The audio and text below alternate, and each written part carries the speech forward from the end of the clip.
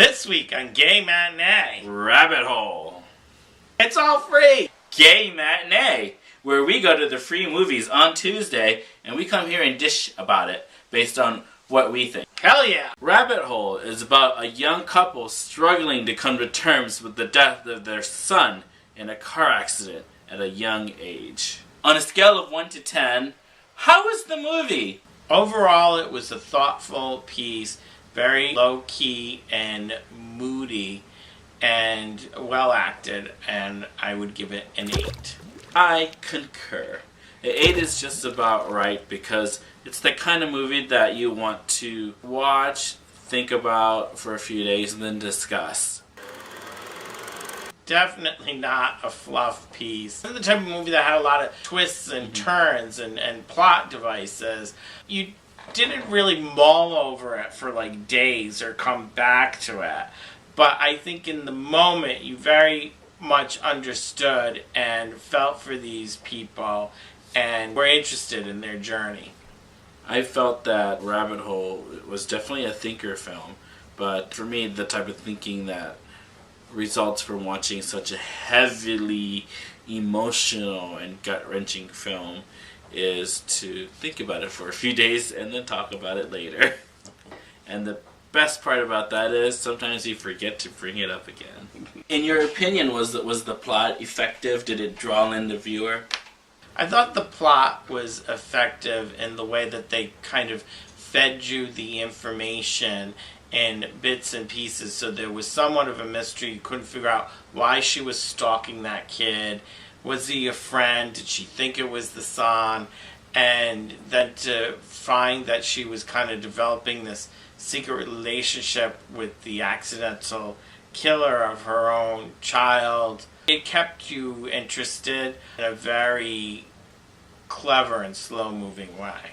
In the film, or was there something about it that you did not like? In the beginning, when the neighbor steps on the plant, and it just, I guess it was, it was trying to set the scene, but it was a little heavy-handed, I thought.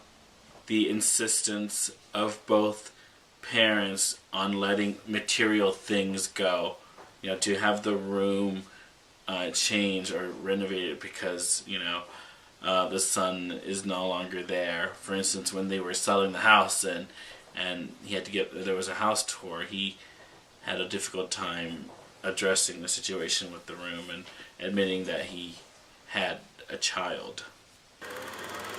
My favorite moment was when they just could not stop yelling at each other. Yes, mine too! Why? I don't know, it was the one that I was immediately thinking of, that where he loses it after he thinks she purposely erased the I don't know. I just thought it was a good scene, and it was nice to see them engage, even if it was overly emotional. It made you uncomfortable, but it made you tense up and be attentive.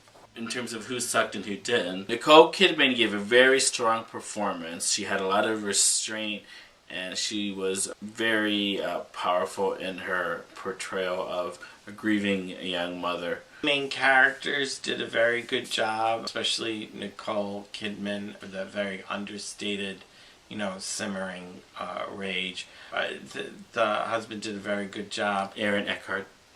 One, not so much a disappointment, but I just think when you have a strong supporting cast of people like Sandra Oh and Diane Weiss and whatnot, not that their performances were throwaway, but they weren't really that strong either.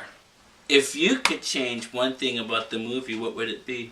For the film to devote more time on the relationship dynamics between the Nicole Kidman character and the killer of her son. That would have been its own movie. I was also a little disappointed in the relationship with her sister and the character of the sister. Mm-hmm. I think a lot of these relationships kind of touched upon but not really fully explored, and the character of the sister seemed a little kind of like you've seen it 100 times, and it wasn't really that deep. And now it's time for our weekly segment, Did It Make Robert Cry? The whole purpose of this film is to make people like me cry.